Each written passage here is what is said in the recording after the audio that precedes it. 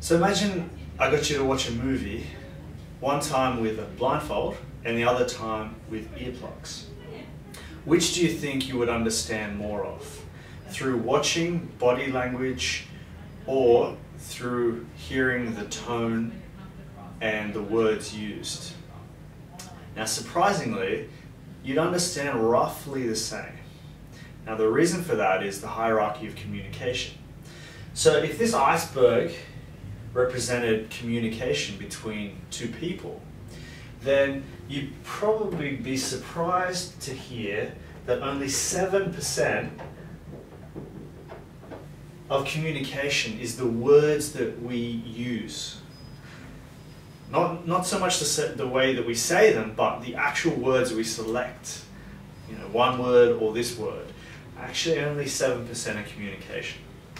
Now, what's much larger than that is speech,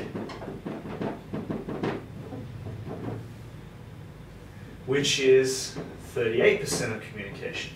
Now, when I say speech, I mean 4 different elements of speech, which are tone, pace, pitch, and volume.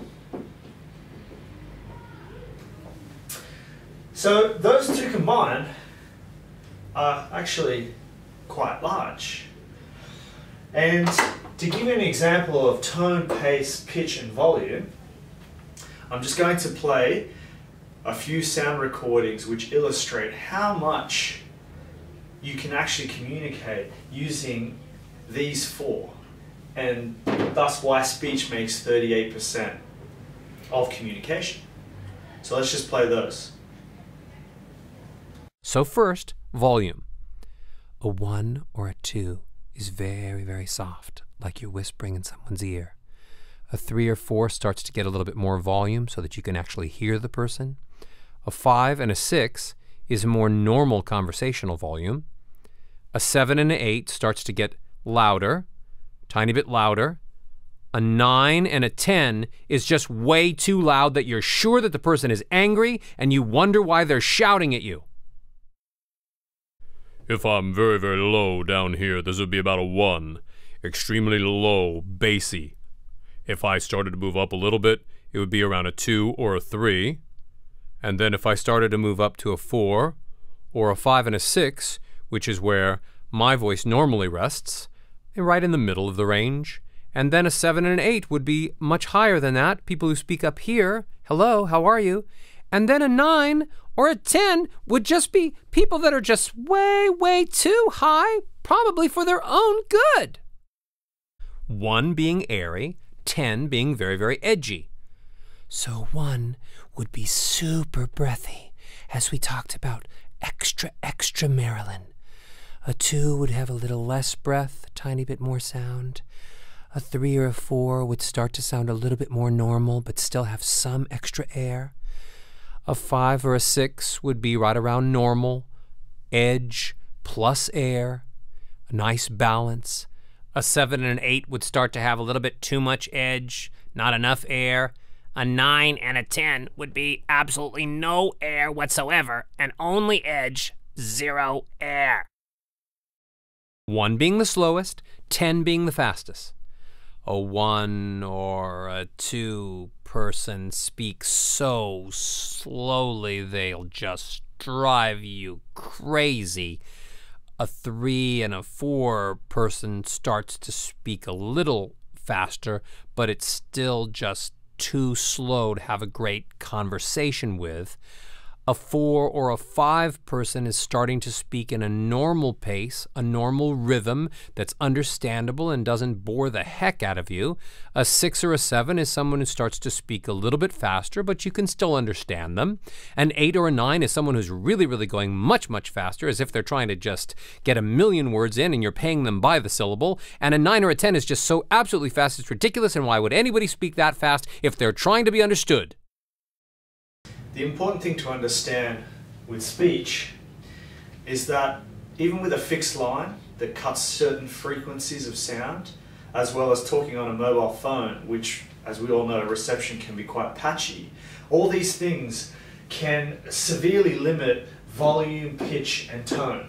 Not so much pace, although if reception's bad enough, it can influence all of these. For that reason, speaking on the phone is really only using a very limited percentage of communication, because you're missing out a certain part of the speech. What you're also missing out of is the last component and the largest component of the hierarchy of communication, which makes up 55% of communication. And that's body language.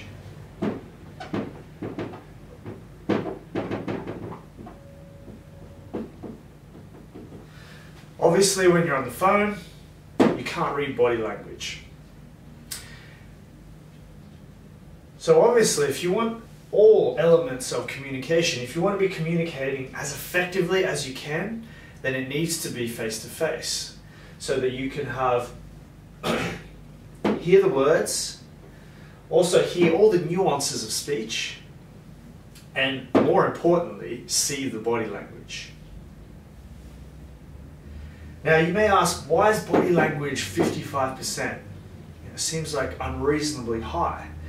And all we learn at school is speech, writing, reading, words. We learn a lot of words. We learn how to speak.